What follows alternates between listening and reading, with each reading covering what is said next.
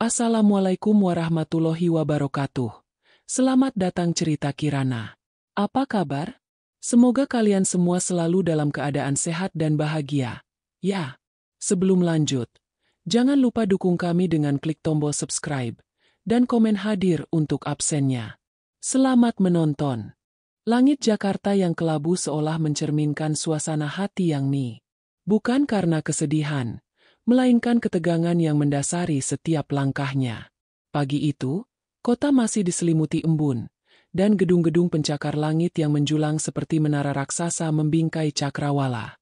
Di tengah hiruk-pikuk yang mulai menggeliat, Yang Mi, dengan jaket hitam yang menutupi seragam pengawalnya, menyusuri trotoar menuju sebuah kafe di kawasan bisnis. Kafe itu, dengan aroma kopi yang menguar dan alunan musik jazz yang menenangkan, adalah tempat yang seharusnya menjadi oase ketenangan. Namun, bagi Yang Mi, tempat itu adalah medan tugas. Matanya yang tajam menyapu setiap sudut ruangan, memindai wajah-wajah asing, dan menganalisis setiap gerakan mencurigakan. Di sana, duduklah Tuan Li, seorang eksekutif yang menjadi kliennya. Tuan Li berbicara serius dengan seorang pria parubaya, sementara Yang Mi menjaga jarak, telinga dan matanya tetap waspada. Tiba-tiba, sebuah suara bariton yang terlampau keras memecah keheningan. Apa-apaan ini? Cepat bereskan. Pria muda itu, yang kemudian diketahui bernama Yang, berdiri di dekat meja kasir. Wajahnya tampan, tetapi sorot matanya dingin dan penuh arogansi. Yang sedang memarahi seorang barista karena kesalahan kecil dalam pesanan kopinya. Barista itu menunduk ketakutan, berulang kali meminta maaf. Yang tidak peduli. Perilakunya yang tidak berperasaan menarik perhatian Yang Mi. Melihat Tuan Li mulai merasa tidak nyaman, Yang Mi mengambil keputusan. Tanpa ragu, langkah kakinya membawanya mendekat. Maaf, Tuan, ucapnya dengan suara tenang namun tegas. Bisakah Anda sedikit menurunkan volume suara? Ini tempat umum.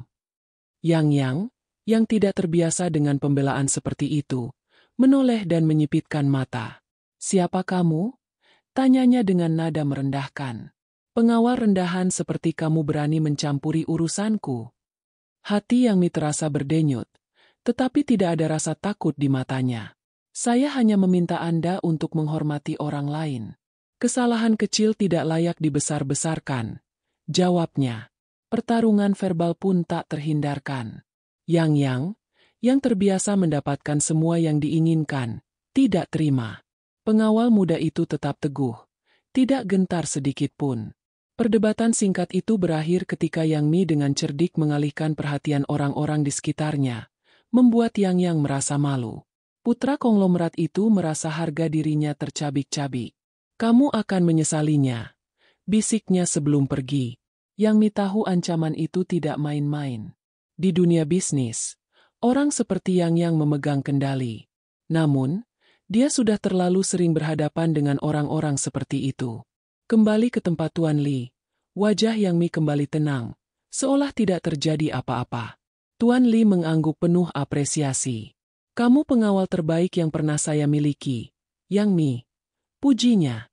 Hari itu, Yang Mi menyelesaikan tugasnya tanpa hambatan. Namun, perasaan tidak tenang menggerogoti hatinya. Ancaman Yang terasa seperti bayangan yang akan mengikutinya. Tanpa sadar, konfrontasi itu adalah awal dari takdir yang terjalin kembali. Sebuah takdir yang menghubungkannya dengan masa lalu yang telah lama dikubur. Ancaman Yang bukanlah gertakan semata. Pria muda itu, yang merasa dipermalukan oleh seorang pengawal wanita, menggunakan seluruh sumber dayanya untuk menemukan informasi tentang Yang Mi. Telepon demi telepon dia lakukan. Data pribadi Yang Mi diakses, dan koneksi-koneksi rahasia dihubungi. Yang menginginkan setiap detail tentang hidup Yang Mi, mulai dari latar belakangnya, riwayat pekerjaannya, hingga kebiasaan sehari-harinya. Temukan dia, perintahnya kepada asisten pribadinya, dan beritahu aku setiap gerakannya. Di sisi lain, kehidupan Yang Mi mulai terasa tidak nyaman. Dimanapun ia berada, selalu ada mobil hitam yang mengikutinya. Panggilan telepon dari nomor tidak dikenal terus masuk, dan sesekali ada orang asing yang muncul di sekitarnya, menanyakan hal-hal yang tidak relevan. Yang Mi tahu ini adalah ulah Yang.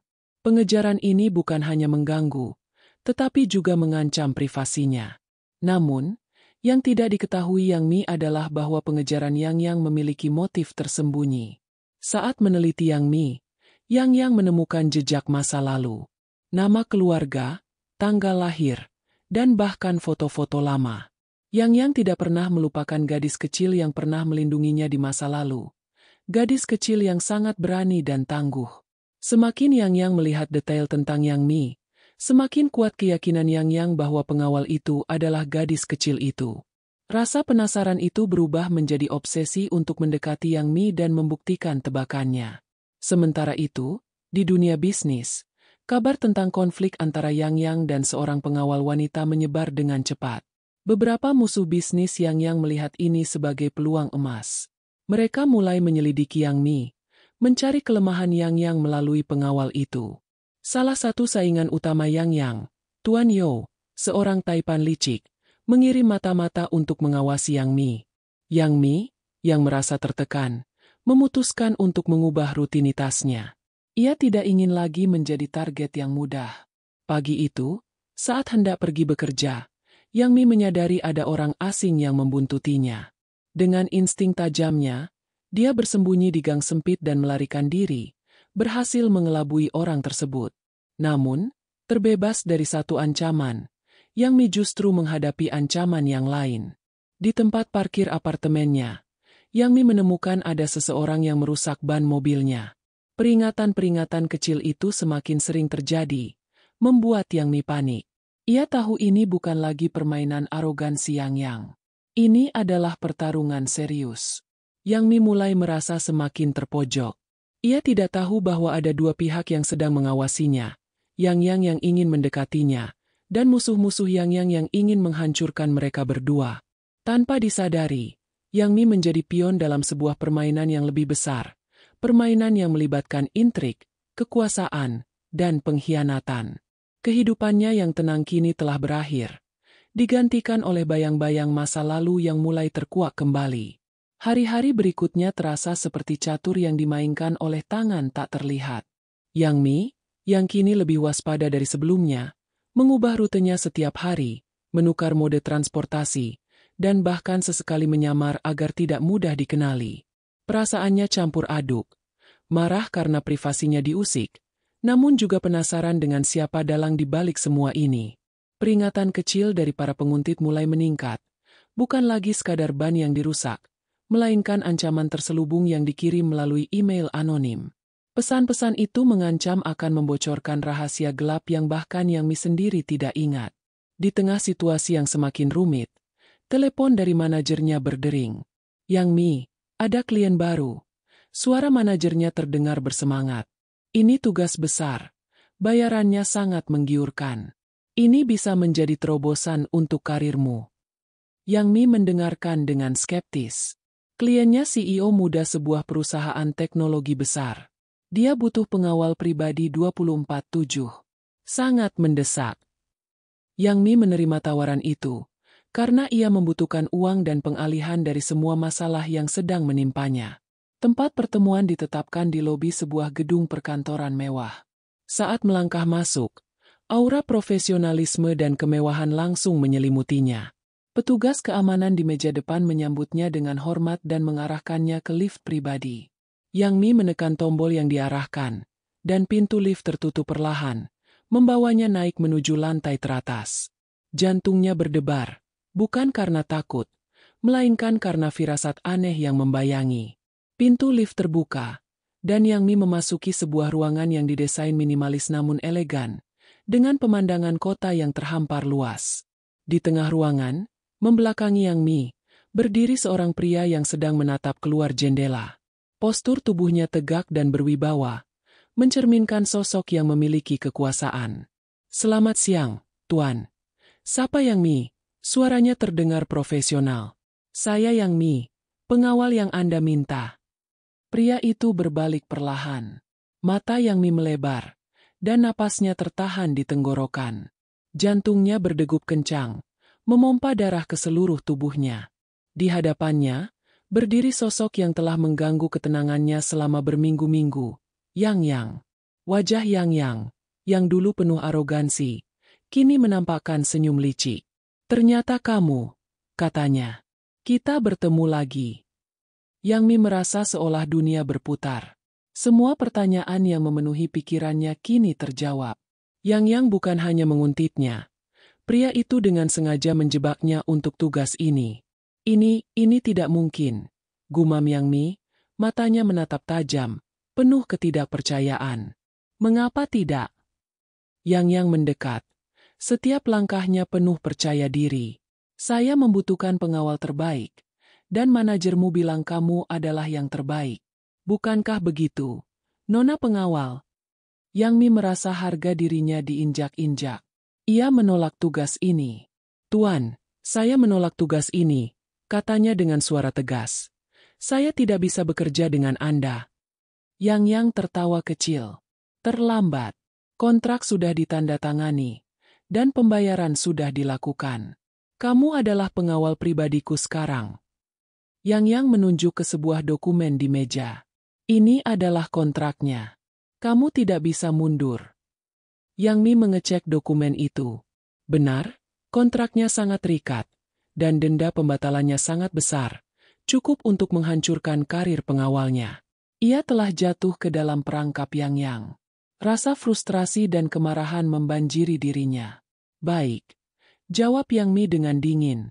"Saya akan bekerja, tapi hanya karena kontrak ini." "Bagus," kata Yang sambil tersenyum puas. "Mulai sekarang, kamu harus melindungiku 24 jam. Kamu akan tinggal di apartemenku. Itu bagian dari kesepakatan." Kata-kata itu membuat Yang Mi semakin terkejut. Ia merasa tidak nyaman harus berbagi ruang dengan pria yang baru saja merenggut ketenangan hidupnya. Namun, tidak ada pilihan lain. Selama beberapa minggu ke depan, kehidupan mereka terjalin dalam sebuah dinamika yang rumit. Yang Mi menjalankan tugasnya dengan profesionalisme tingkat tinggi, menciptakan jarak emosional antara mereka.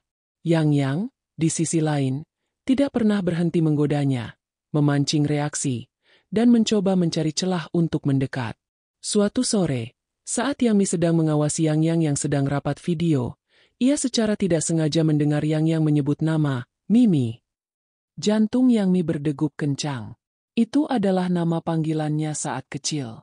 Yang Mi membeku, berusaha mengabaikan perasaan yang bangkit dari masa lalu. Kemudian, pada hari lain, Yang membawa Yang Mi ke sebuah taman bermain yang sudah usang. "Ingat tempat ini?"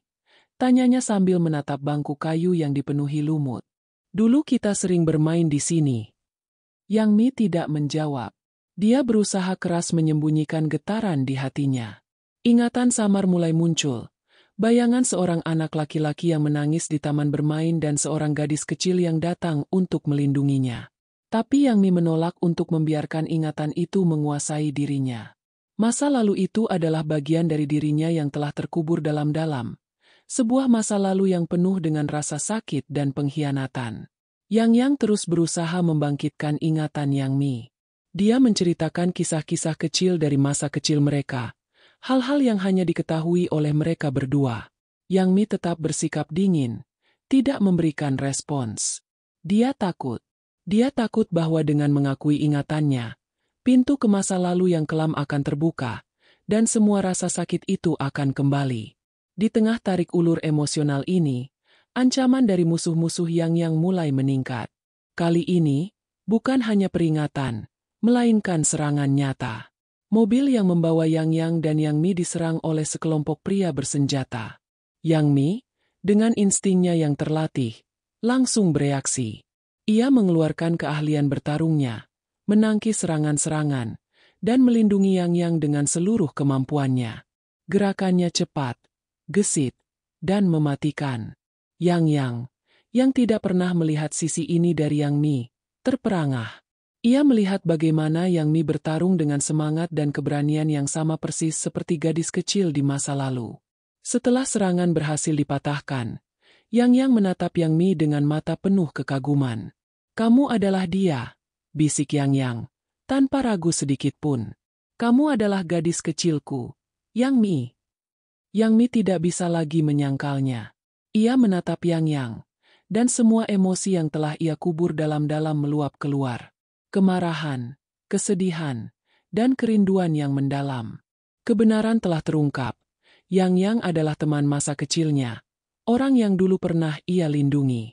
Namun, mengapa harus bertemu kembali dalam situasi seperti ini? Pada titik itu, ketegangan di antara mereka pecah, dan dinamika hubungan mereka berubah selamanya. Mereka bukan lagi sekadar klien dan pengawal, melainkan dua jiwa yang terikat oleh masa lalu, yang kini harus menghadapi masa depan yang penuh bahaya. Yang Mi, yang kembali untuk membalas dendam, kini harus melindungi pria yang menjadi alasan di balik misinya. Sebuah dilema yang rumit dan penuh emosi baru saja dimulai. Suasana di dalam mobil hening mencekam.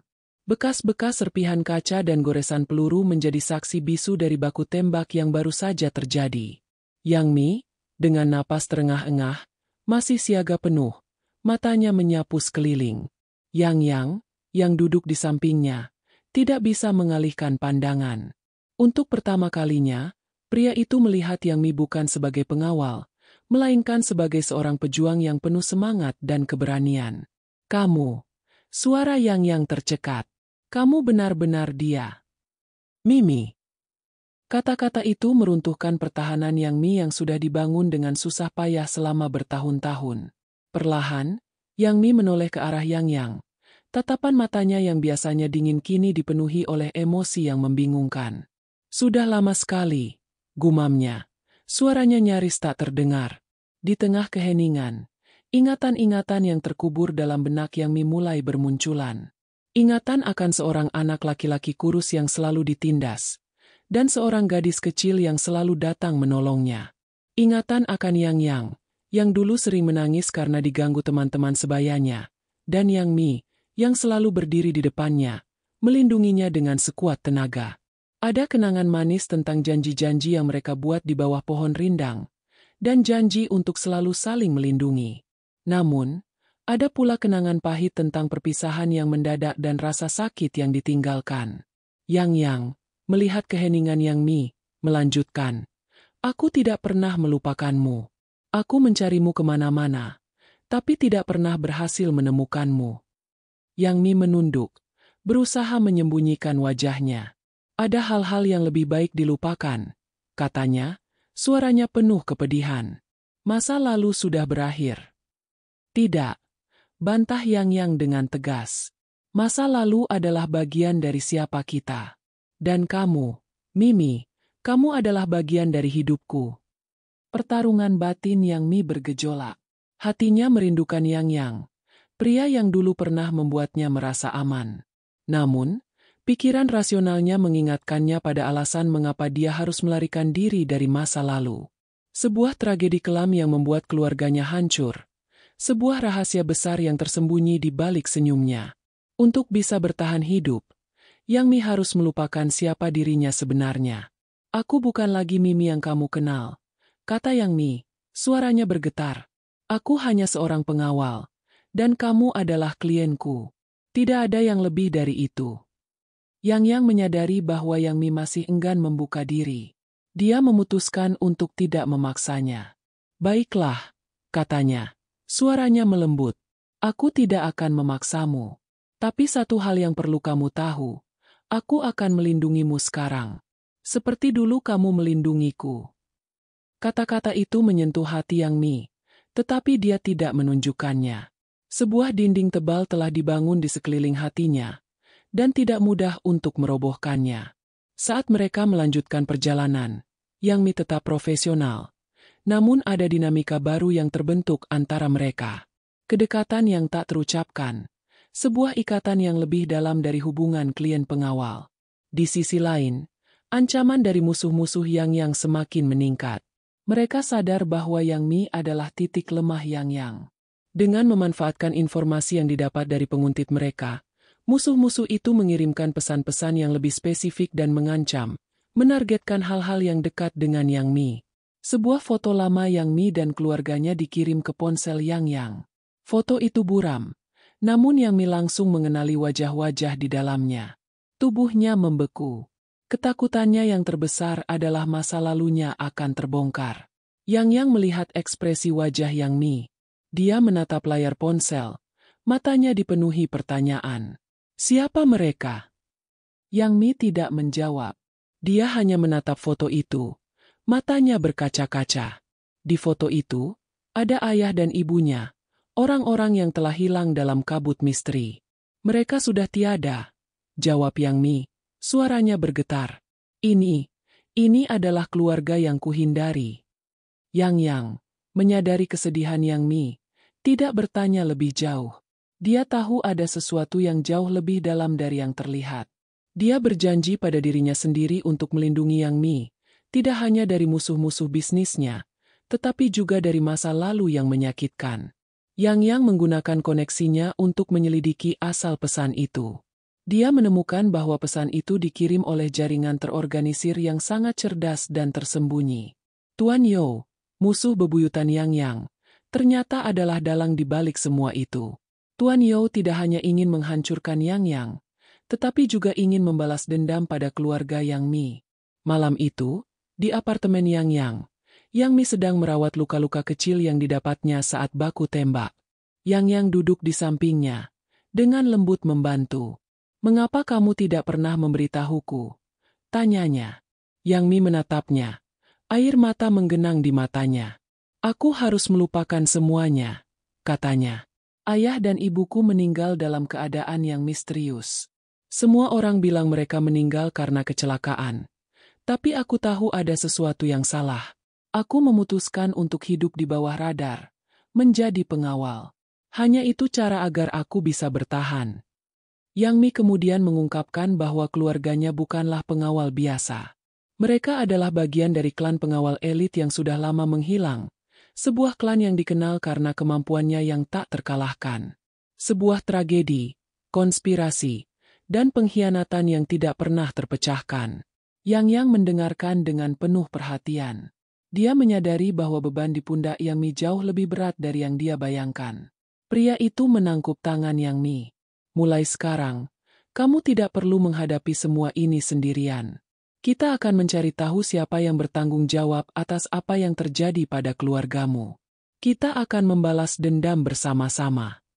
Kata-kata itu adalah janji, bukan hanya dari seorang klien kepada pengawalnya, melainkan dari seorang pria kepada wanita yang dicintainya. Sebuah janji yang mengikat mereka dalam sebuah misi yang berbahaya.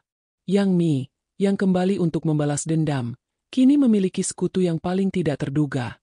Yang, pria yang akan menjadi alasan mengapa dia bisa mendapatkan kembali harga diri dan kebahagiaannya. Setelah pengakuan yang membuka tabir masa lalu, dinamika antara Yang Mi dan Yang berubah drastis. Dinding es yang selama ini dibangun Yang Mi mulai mencair, digantikan oleh kerentanan dan kepercayaan yang masih rapuh. Mereka tidak lagi hanya sekadar pengawal dan klien, melainkan dua jiwa yang terikat oleh luka dan sebuah misi balas dendam. Namun, keintiman yang baru tumbuh ini membawa bahaya yang lebih besar. Tuan Yo, musuh bebuyutan Yang, melihat kedekatan mereka sebagai sebuah celah besar. Mengira Yang Mi adalah titik lemah Yang, Tuan Yo meningkatkan frekuensi dan skala serangan. Ini bukan lagi tentang sabotase bisnis, melainkan tentang penghancuran pribadi. Serangan-serangan itu datang dari segala arah, terorganisir, dan sangat terencana. Suatu pagi, saat Yang Mi dan Yang sedang dalam perjalanan menuju kantor, mereka terjebak dalam kemacetan yang tidak biasa. Yang Mi langsung merasakan ada yang tidak beres.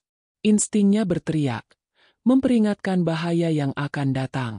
Dari kaca spion, Yang Mi melihat sebuah truk besar melaju kencang, menabrak mobil-mobil di depannya. Tidak butuh waktu lama bagi Yang Mi untuk menyadari bahwa truk itu menargetkan mobil mereka. Cepat keluar dari mobil, teriak Yang Mi, mengambil kendali. Tanpa pikir panjang, Yang Mi membuka pintu mobil, menarik Yang keluar, dan berlari menuju lorong sempit. Truk itu menabrak mobil mereka dengan keras.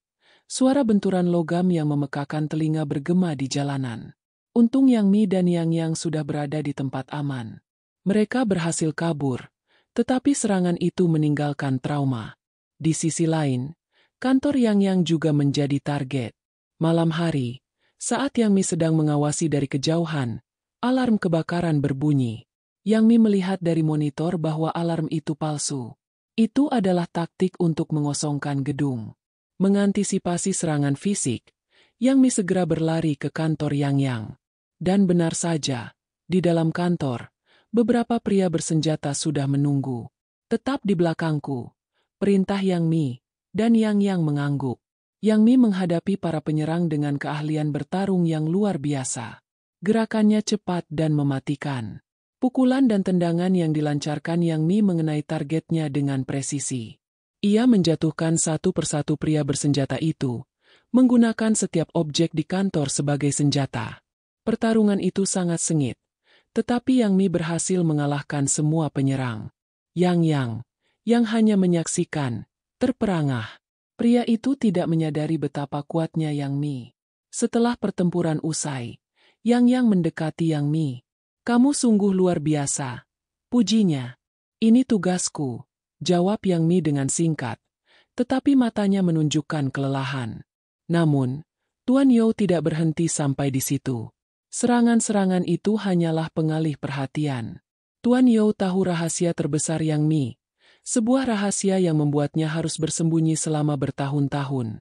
Tuan You mengancam akan membocorkan rahasia itu kepada publik, sebuah langkah yang tidak hanya akan menghancurkan karir Yang Mi, tetapi juga memicu kembali trauma keluarga yang telah terkubur. Yang Mi mulai merasa terpojok.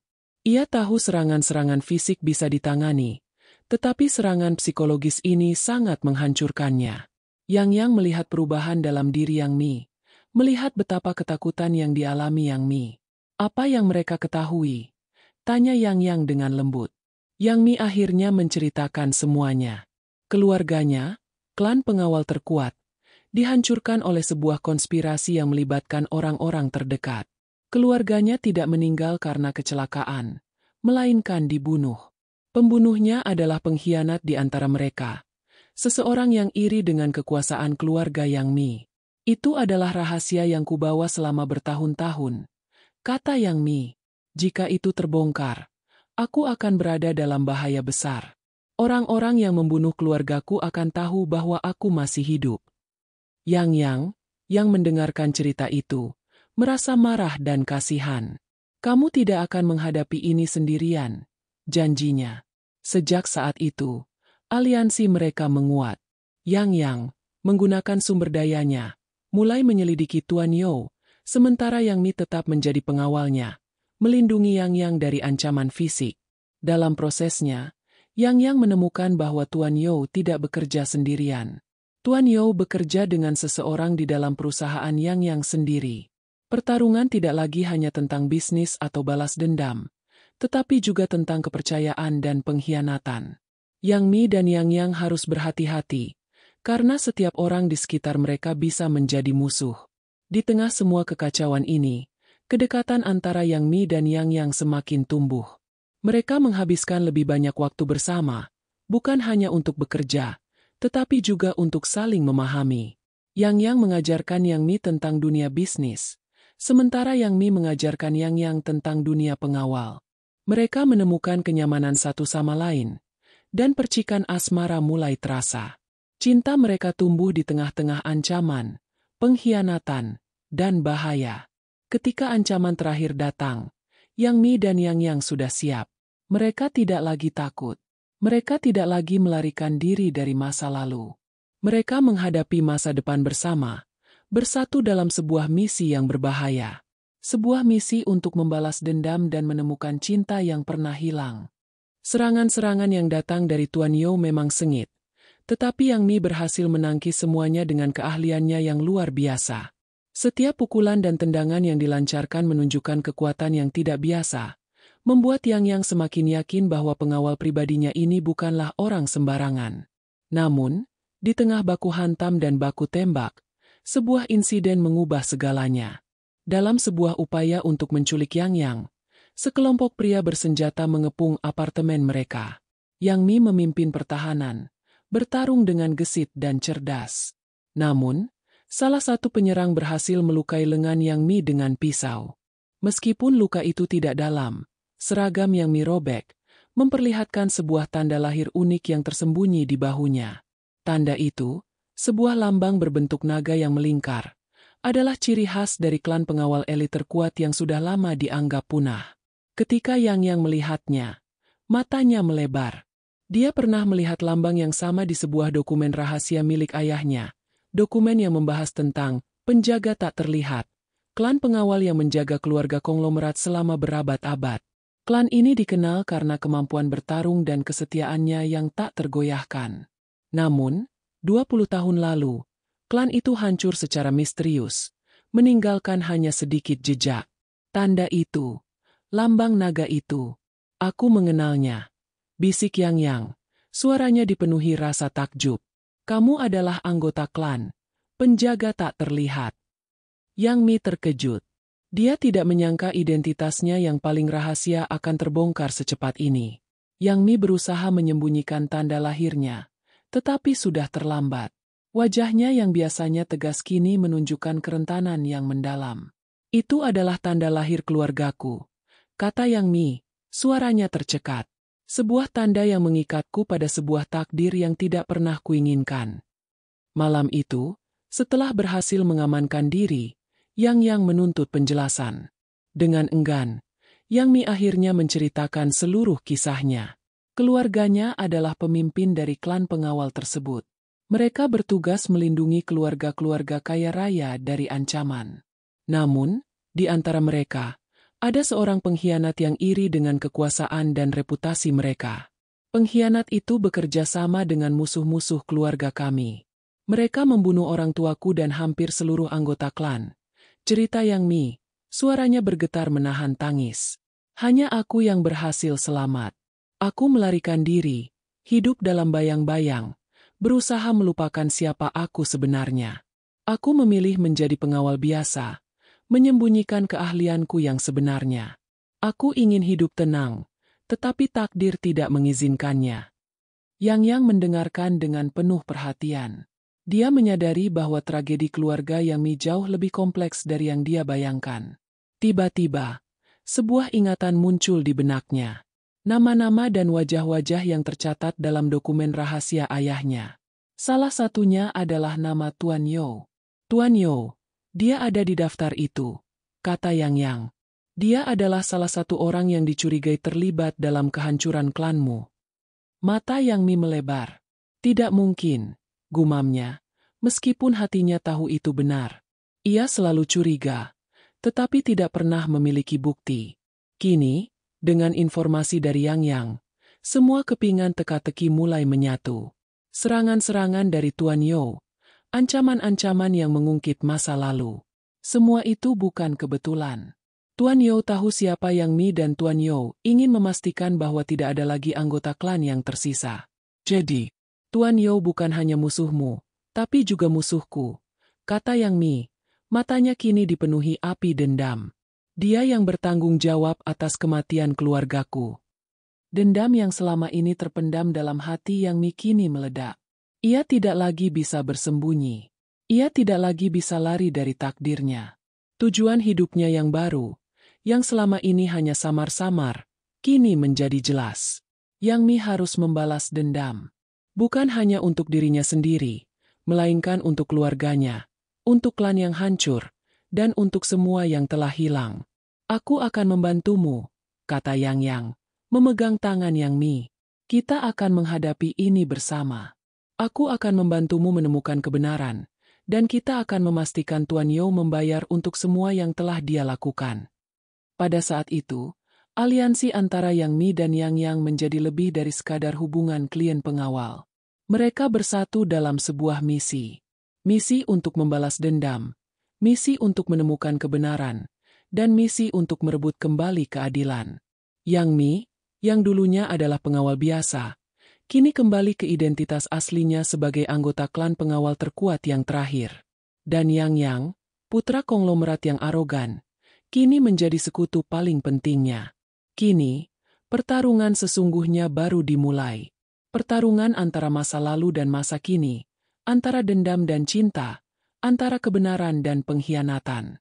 Yang Mi, yang kembali untuk membalas dendam, kini memiliki orang yang akan melindunginya, Dan Yang, yang mencintai Yang Mi, kini memiliki alasan untuk bertarung yang lebih besar daripada sekadar bisnis. Setelah kebenaran tentang identitas Yang Mi terungkap, hubungan antara Yang Mi dan Yang memasuki fase baru yang penuh tantangan. Mereka tidak lagi bisa mengabaikan ikatan masa lalu atau melarikan diri dari takdir. Yang Mi, yang kini membawa beban berat masa lalunya, mulai merasakan tekanan yang luar biasa. Pikiran untuk membalas dendam menguasai dirinya, tetapi di sisi lain, tugasnya untuk melindungi Yang juga semakin berat. Kita harus lebih berhati-hati, kata Yang suatu pagi, saat memeriksa laporan keamanan. Tuan Yo tahu siapa kamu sekarang. Dia tidak akan segan-segan untuk menyerang langsung. Yang Mi mengangguk. Tuan Yo adalah musuh yang jauh lebih berbahaya dari yang pernah dihadapinya. Tidak hanya kuat, Tuan Yo juga licik dan memiliki jaringan luas. Setiap langkah yang mereka ambil harus diperhitungkan dengan cermat. Yang Mi merasa terpecah. Satu sisi hatinya mendesaknya untuk segera membalas dendam, untuk mencari keadilan bagi keluarganya. Sisi lain dari hatinya, yang mulai tumbuh karena Yang, menginginkan keamanan dan kebahagiaan. Aku akan menyiapkan rencana, kata Yang Mi, matanya penuh tekad. Kita tidak bisa menunggu mereka menyerang lagi. Kita yang harus bergerak. Yang Mi mulai menyusun strategi. Ia memanfaatkan pengetahuannya tentang taktik pengkhianat klan, mempelajari setiap kelemahan dan celah. Ia tidak lagi hanya bertahan, melainkan merencanakan serangan balik. Namun, rencana itu membutuhkan pengorbanan, dan Yang Mi tahu risikonya. Jika salah langkah, Yang bisa berada dalam bahaya besar. Suatu malam, saat mereka sedang makan malam, Yang Mi melamun, pikirannya jauh. Yang menyadarinya. Apa yang kamu pikirkan? Tanyanya lembut. Aku hanya berpikir tentang betapa beratnya ini, jawab Yang Mi. Misi untuk membalas dendam dan tugasku untuk melindungimu. Kedua hal ini seolah-olah berbenturan. Dengarkan aku, kata Yang, memegang tangan Yang Mi. Misi kita sama. Kehancuran keluargamu dan serangan terhadapku datang dari satu sumber yang sama. Dengan membalas dendam, kita juga melindungiku. Yang Mi tahu kata-kata Yang benar. Namun, ketakutan tetap ada. Ia takut akan mengulang sejarah, takut melihat orang yang dicintainya terluka karena ulahnya. Ketakutan itulah yang membuatnya ragu. Yang menyadari keraguan Yang Mi, tidak memaksanya. Sebaliknya, pria itu membantunya. Yang menggunakan semua koneksinya untuk mencari informasi tentang Tuan Yo. Yang mengumpulkan data-data, menyelidiki jejak digital, dan bahkan menyewa detektif swasta untuk mencari bukti-bukti kejahatan Tuan Yo. Yang melakukan semua itu agar Yang Mi bisa fokus pada misinya, agar Yang Mi tahu bahwa dia tidak sendirian. Dilema Yang Mi semakin dalam ketika Tuan Yo mengirim pesan yang lebih mengerikan. Pesan itu berisi ancaman langsung terhadap orang-orang yang dekat dengan Yang Mi, orang-orang yang tidak pernah dia ceritakan kepada Yang. Tuan Yo mengancam akan menyakiti mereka jika Yang Mi tidak meninggalkan Yang. Yang Mi merasa panik. Hatinya terbelah. Di satu sisi, ia ingin melindungi orang-orang yang dicintainya. Di sisi lain, ia tidak bisa meninggalkan Yang, terutama setelah semua yang telah mereka lalui bersama. Siapa mereka? Tanya Yang melihat pesan itu. Yang Mi menunduk. Mereka adalah keluargaku yang lain, orang-orang yang merawatku saat aku melarikan diri. Mereka adalah orang-orang yang sangat berarti bagiku. Yang menyadari betapa rumitnya situasi ini. Kita akan melindungi mereka, janjinya. Namun, Tuan Yo tidak memberi mereka waktu. Serangan berikutnya tidak menargetkan mereka, melainkan menargetkan orang-orang terdekat Yang Mi. Kabar itu membuat Yang Mi frustrasi. Ia menyalahkan dirinya sendiri. Ia merasa seharusnya tidak pernah melibatkan mereka. Aku harus menyerah, kata Yang Mi, putus asa. Aku tidak bisa membiarkan mereka terluka karena aku. Yang menolak. Menyerah bukanlah pilihan. Jika kamu menyerah, mereka akan tetap berada dalam bahaya. Kita harus mengalahkan Tuan Yo. Hanya itu satu-satunya cara untuk menghentikan semua ini. Yang membujuk Yang Mi untuk tidak menyerah. Dia mengingatkan Yang Mi tentang kekuatan Yang Mi, tentang keberanian Yang Mi, dan tentang alasan mengapa Yang Mi kembali. Mereka bekerja sama, menyatukan kekuatan. Yang Mi merencanakan strategi pertahanan yang cermat, sementara Yang menggunakan sumber dayanya untuk memperkuat keamanan orang-orang yang dicintai Yang Mi. Momen itu adalah titik balik.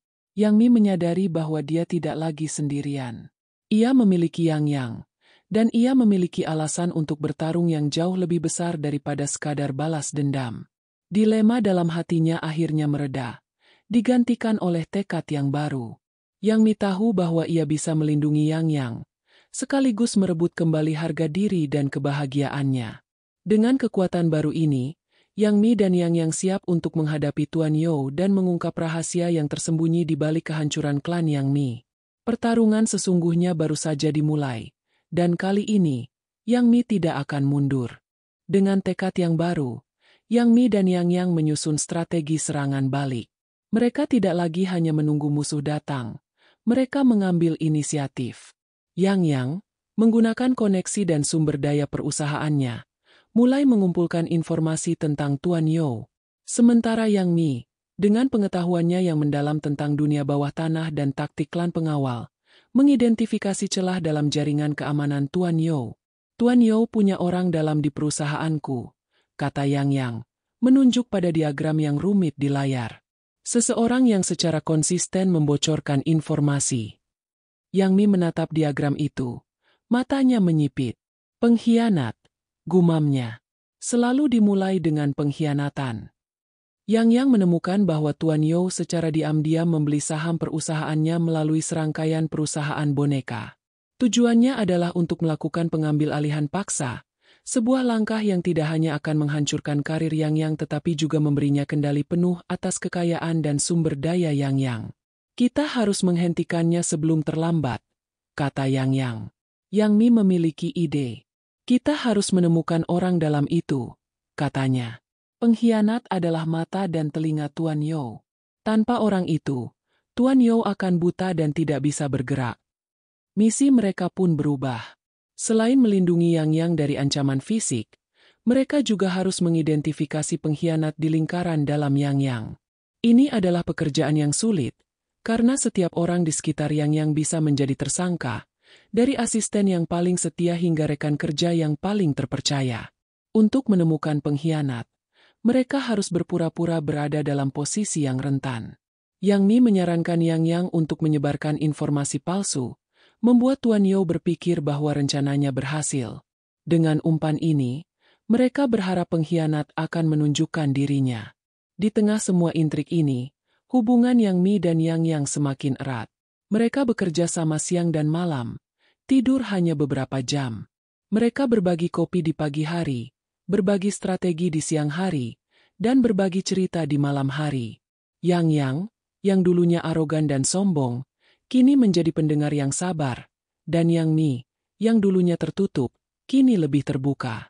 Aku tidak tahu bagaimana bisa hidup tanpa kamu sekarang, kata Yang suatu malam, saat mereka melihat pemandangan kota dari jendela apartemen.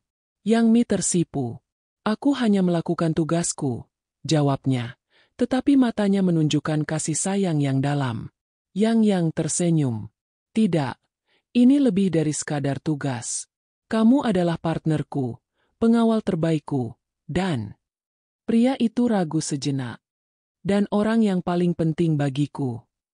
Hubungan mereka tumbuh di tengah kekacauan, seperti bunga yang mekar di tengah badai.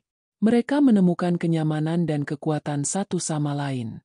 Yang Mi, yang dulunya hidup dalam kesendirian, kini memiliki orang yang bisa diandalkannya. Dan Yang dulunya selalu merasa sendirian di puncak, kini memiliki seseorang untuk berbagi beban. 1 minggu kemudian, umpan mereka berhasil. Pengkhianat itu muncul. Namanya adalah Kevin, asisten terpercaya Yang. Kevin telah bekerja untuk keluarga Yang selama bertahun-tahun, dan Yang percaya padanya. Namun, Kevin adalah orang yang serakah. Tuan Yo menawarkannya kekuasaan dan kekayaan, dan Kevin tidak bisa menolaknya. Aku tidak percaya ini, kata Yang. Suaranya dipenuhi rasa sakit dan pengkhianatan. Kevin, dia seperti keluarga bagiku. Pengkhianat tidak mengenal keluarga, kata Yang Mi, matanya dingin. Sekarang kita tahu siapa dia. Kita bisa menggunakan informasi ini untuk melawan Tuan Yo. Aliansi mereka kini lengkap. Mereka memiliki Yang Mi, seorang pejuang yang tak terkalahkan, dan Yang, seorang ahli strategi dan pengusaha yang cerdas. Mereka menyatukan kekuatan, menggunakan keunggulan masing-masing untuk melawan musuh mereka. Yang Mi mulai merencanakan langkah selanjutnya. Ia akan memanfaatkan keahliannya sebagai pengawal untuk menjebak Tuan Yo. Yang, di sisi lain, akan menggunakan pengetahuannya tentang dunia bisnis untuk menghancurkan Tuan Yo secara finansial. Mereka akan menyerang dari dua sisi, memastikan tidak ada jalan keluar bagi Tuan Yo. Namun, Tuan Yo juga seorang ahli strategi. Dia tidak akan menyerah dengan mudah. Pertarungan besar di antara mereka sudah diambang pintu, dan Yang Mi serta Yang harus bersiap untuk menghadapi musuh yang paling berbahaya. Di tengah persiapan itu, Yang mendekati Yang Mi. "Apakah kamu siap?" tanyanya. Yang Mi menatap Yang. Matanya dipenuhi tekad dan cinta. "Aku tidak pernah lebih siap dari ini," jawabnya. "Aku akan membalas dendam untuk keluargaku, dan aku akan melindungimu. Kita akan memenangkan pertarungan ini." Dengan keyakinan yang baru, Yang Mi dan Yang bersiap untuk menghadapi takdir mereka, bersatu dalam sebuah aliansi yang tidak terduga, yang akan menguji batas-batas cinta, kepercayaan, dan kekuatan mereka. Rencana Yang Mi dan Yang untuk menjebak Tuan Yo dan pengkhianat di dalam lingkaran mereka mulai berjalan.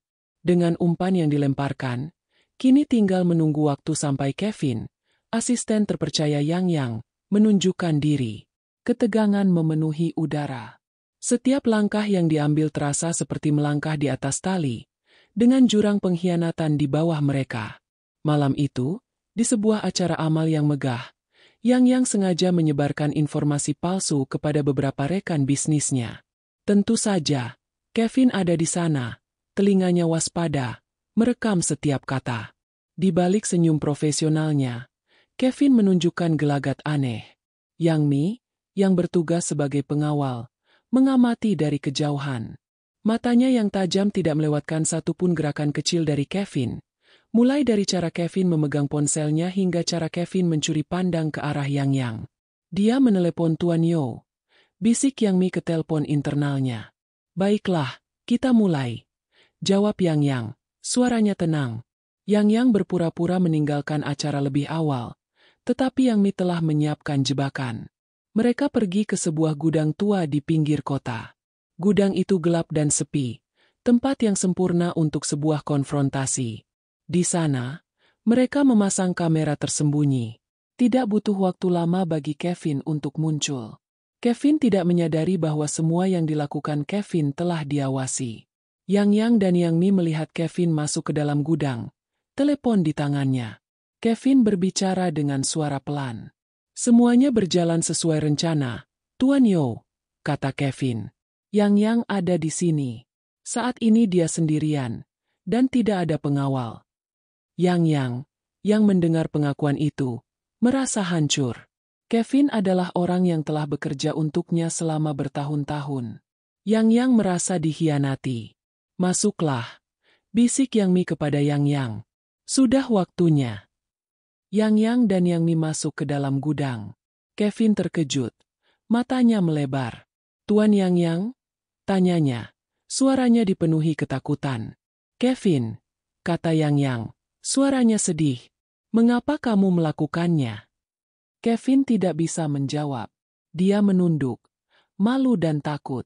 "Kami tahu semuanya, Kevin," kata Yang Mi. "Kami tahu kamu bekerja untuk Tuan Yo. Kami tahu kamu yang membocorkan informasi.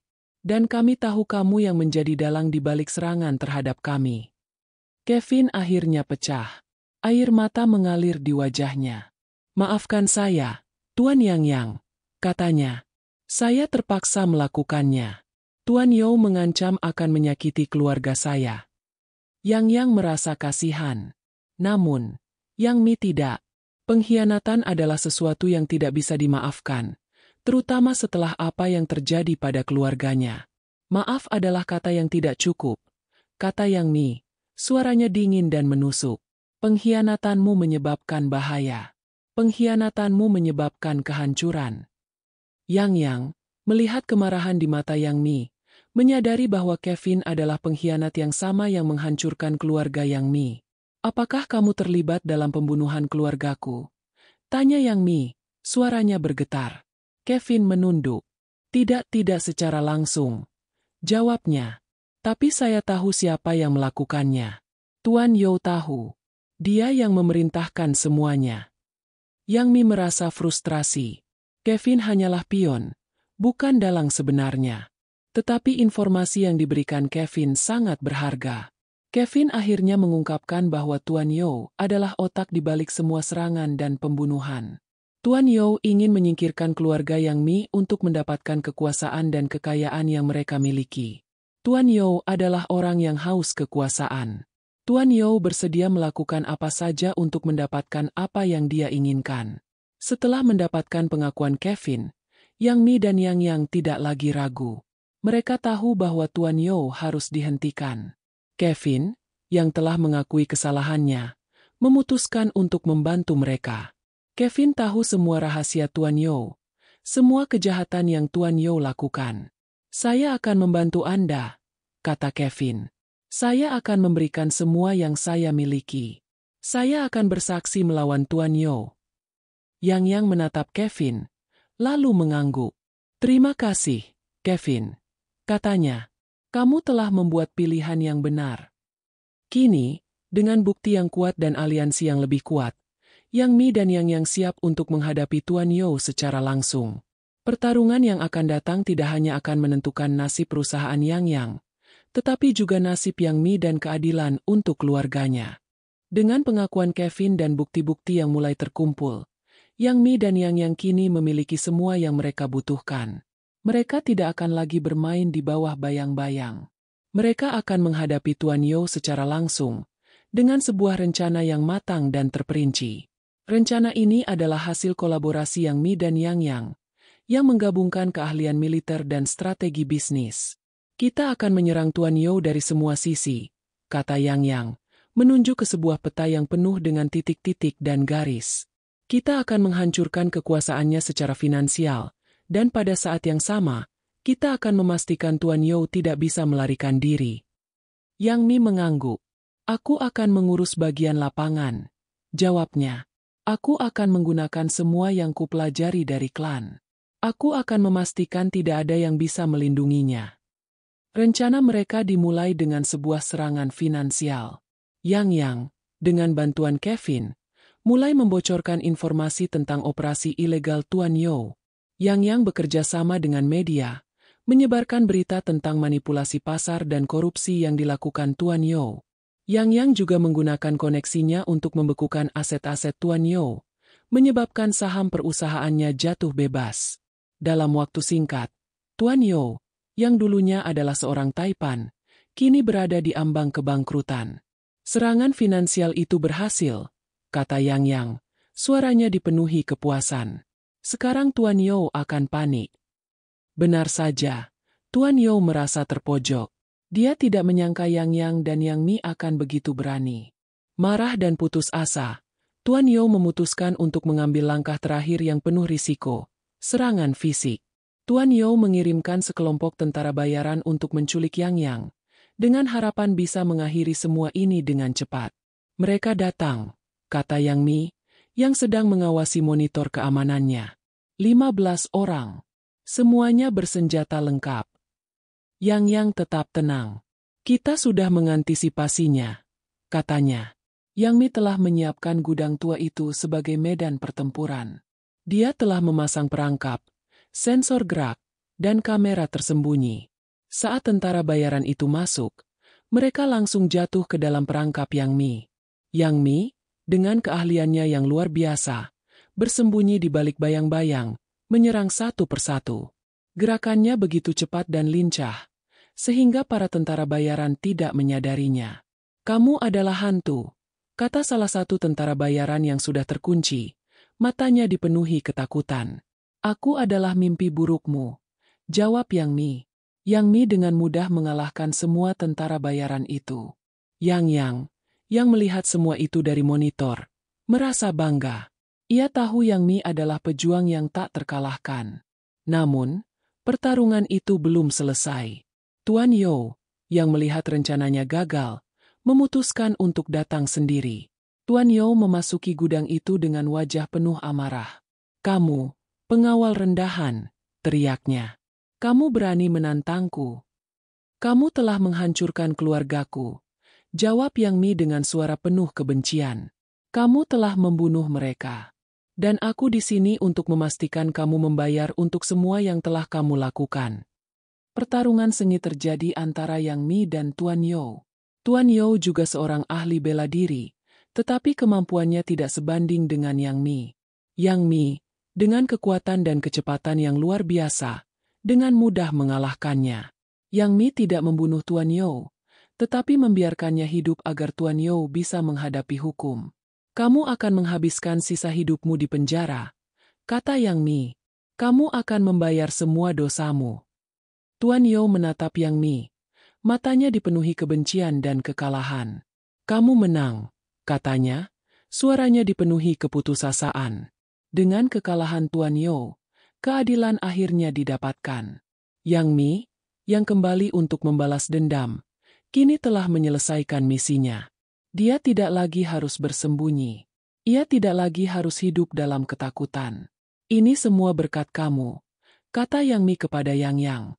"Tanpa kamu, aku tidak akan bisa melakukan ini." Yang memeluk Yang Mi. "Kita melakukannya bersama," katanya. "Kamu adalah pengawal terkuat yang pernah ada, Yang Mi. Dan kamu adalah cinta dalam hidupku." Pertarungan itu telah berakhir. Yang Mi dan Yang telah memenangkan semuanya. Namun, ini bukanlah akhir dari cerita mereka, melainkan awal dari babak baru yang bahagia. Babak di mana mereka bisa hidup dengan damai, dengan cinta yang kuat yang telah mereka temukan di tengah-tengah badai. Setelah badai berlalu, ada ketenangan yang meresap ke dalam hidup Yang Mi dan Yang. Kemenangan mereka atas Tuan You terasa seperti beban berat yang akhirnya terangkat dari bahu. Pengadilan berjalan lancar. Berkat bukti-bukti kuat yang mereka temukan di bunker, Tuan You divonis bersalah atas kejahatan terorganisir, konspirasi, dan pembunuhan. Berita itu menyebar ke seluruh negeri, membersihkan nama keluarga Yang Mi yang telah lama ternoda dan mengembalikan reputasi klan pengawal terkuat. Namun, pemulihan tidak hanya terjadi di luar diri mereka, tetapi juga di dalam. Luka fisik dari pertempuran terakhir berangsur pulih, tetapi luka emosional membutuhkan waktu lebih lama untuk sembuh. Yang Mi, yang selama bertahun-tahun hidup dengan ketakutan dan kebencian, kini harus belajar bagaimana hidup tanpa beban itu. "Apa yang akan kamu lakukan sekarang?" tanya Yang suatu sore, saat mereka duduk di bangku taman. Yang Mi tersenyum. "Aku tidak tahu," jawabnya jujur. "Untuk pertama kalinya dalam hidupku, aku tidak memiliki misi. Aku tidak memiliki musuh. Aku hanya punya kedamaian." Yang memegang tangan Yang Mi. "Kamu pantas mendapatkannya," katanya dengan lembut. "Kamu pantas mendapatkan semua kebahagiaan di dunia ini." Yang dulunya arogan dan sombong, kini telah berubah menjadi pria yang lebih bijaksana. Ia belajar bahwa kekuasaan dan kekayaan tidak berarti apa-apa tanpa cinta dan kebahagiaan. Yang menggunakan posisinya untuk melakukan hal-hal yang baik, membangun sebuah yayasan yang bertujuan untuk membantu anak-anak yang kehilangan orang tua, sebuah proyek yang terinspirasi dari kisah Yang Mi. Yang Mi, yang melihat perubahan dalam diri Yang, semakin mencintai pria itu. Yang bukan hanya seorang pria yang bisa melindunginya, tetapi juga seorang pria yang bisa membimbingnya menuju cahaya. Suatu malam, saat mereka sedang makan malam romantis, Yang Mi menatap Yang dengan mata penuh cinta. "Aku tidak tahu apa yang akan terjadi jika aku tidak bertemu denganmu," katanya. "Aku mungkin masih hidup dalam kegelapan." "Kita ditakdirkan untuk bertemu," jawab Yang. "Aku sudah mencari-cari kamu sejak lama. Aku tidak akan membiarkanmu pergi lagi." Hubungan mereka tumbuh semakin kuat. Mereka menghabiskan lebih banyak waktu bersama, bukan lagi sebagai pengawal dan klien, tetapi sebagai sepasang kekasih. Mereka pergi berlibur, mencoba hal-hal baru, dan menciptakan kenangan-kenangan indah yang akan mereka kenang seumur hidup. Yang Mi mulai belajar bagaimana membuka hatinya kembali. Ia mengunjungi keluarga yang merawatnya, dan meminta maaf karena telah menjauhkan diri dari mereka. Keluarga Yang Mi menyambutnya dengan tangan terbuka, dan Yang Mi merasa seolah-olah dia telah kembali ke rumah. "Kamu pantas mendapatkan ini, Nak," kata ibunya. "Kamu pantas mendapatkan kebahagiaan." Hari-hari berlalu.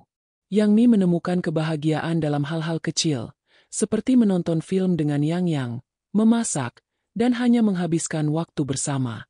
Ia juga mulai kembali ke dunia pengawal, tetapi kali ini bukan sebagai pengawal biasa. Yang Mi mendirikan sekolah pengawal, melatih generasi baru pengawal yang akan menjaga keadilan dan melindungi orang-orang yang tidak bisa melindungi diri mereka sendiri. Yang mendukung Yang Mi dalam setiap langkah. Pria itu menyadari bahwa Yang Mi adalah wanita yang luar biasa, wanita yang tidak bisa tinggal diam. Yang juga mulai merencanakan masa depan mereka. Yang ingin menghabiskan sisa hidupnya bersama Yang Mi. Malam itu, di sebuah tempat yang indah, di bawah langit yang penuh bintang, Yang berlutut di depan Yang Mi. Yang mengeluarkan sebuah kotak kecil, dan di dalamnya ada sebuah cincin yang indah. "Aku mencintaimu, Yang Mi," katanya. "Maukah kamu menikah denganku? Maukah kamu menjadi bagian dari hidupku selamanya?" Air mata mengalir di wajah Yang Mi. "Ya," jawabnya. Suaranya dipenuhi emosi. "Ya, aku mau." Kisah Yang Mi dan Yang adalah kisah tentang cinta yang ditemukan di tengah-tengah badai. Kisah tentang balas dendam yang diubah menjadi kebahagiaan. Mereka membuktikan bahwa bahkan dalam kegelapan, cinta bisa menjadi cahaya. Dan dengan cinta itu, mereka bisa mengatasi setiap rintangan yang datang. 3 tahun berlalu sejak hari itu. 3 tahun yang dipenuhi dengan cinta, kedamaian, dan kebahagiaan. Pernikahan Yang Mi dan Yang adalah sebuah acara yang sederhana namun penuh makna. Mereka memilih untuk menikah di tempat di mana mereka pertama kali berkonfrontasi. Kafe yang menjadi saksi bisu dari pertemuan yang mengubah segalanya. Dengan kehadiran keluarga dan teman-teman dekat, mereka mengikat janji untuk selamanya. Yang kini menjadi seorang suami, semakin menghargai Yang Mi. Pria itu tidak lagi menjadi sosok yang arogan dan sombong, tetapi menjadi seorang pria yang bijaksana dan rendah hati. Ia menjalankan perusahaannya dengan prinsip-prinsip yang adil, dan semua karyawannya menghormati Yang. Sementara itu, Yang Mi tidak lagi menjadi pengawal pribadi, tetapi menjadi seorang ibu. Yang Mi melahirkan seorang putri yang cantik, dan nama putri kecil itu adalah Mimi. Yang Mi memilih nama itu karena Yang Mi ingin putrinya tahu bahwa masa lalu tidak harus dilupakan, melainkan bisa menjadi bagian dari kebahagiaan. "Kamu adalah keajaiban dalam hidupku," kata Yang kepada Yang Mi suatu malam, saat mereka menidurkan Mimi. "Kamu telah mengubah hidupku. Kamu telah membuatku menjadi pria yang lebih baik." Yang Mi tersenyum. "Kamu juga telah mengubah hidupku," jawabnya. "Kamu telah menunjukkan kepadaku bahwa cinta dan kebahagiaan bisa ditemukan di tengah-tengah kekacauan." Kehidupan mereka adalah sebuah kisah yang indah. Mereka menghabiskan waktu bersama, pergi berlibur, dan menciptakan kenangan-kenangan indah yang akan mereka kenang seumur hidup. Yang Mi dan Yang tidak pernah melupakan perjuangan yang telah mereka lalui, tetapi mereka tidak lagi hidup di bawah bayang-bayang masa lalu. Mereka menghadapi masa depan bersama, dengan cinta yang kuat dan harapan yang baru. Yang Mi juga masih menjalankan sekolah pengawalnya. Dia melatih generasi baru pengawal, mengajari mereka tidak hanya bagaimana cara bertarung, tetapi juga bagaimana cara melindungi orang yang dicintai. Yang Mi ingin memastikan bahwa tidak ada lagi orang yang harus melalui apa yang telah dia lalui. Pada akhirnya, Yang Mi dan Yang menemukan kebahagiaan. Mereka membuktikan bahwa cinta bisa mengalahkan segalanya, bahkan dendam yang paling mendalam sekalipun. Yang Mi, yang dulunya hanyalah seorang pengawal, kini adalah seorang istri, seorang ibu, dan seorang wanita yang telah menemukan kedamaian dalam dirinya. Dan Yang dulunya seorang putra kaya raya yang sombong, kini adalah seorang suami, seorang ayah, dan seorang pria yang telah menemukan arti dari cinta. Cerita mereka adalah bukti bahwa takdir bisa diubah, dan bahwa kebahagiaan bisa ditemukan di tempat-tempat yang paling tidak terduga. Yang Mi dan Yang menjalani sisa hidup mereka bersama, dengan cinta yang abadi dan kebahagiaan yang tidak akan pernah pudar.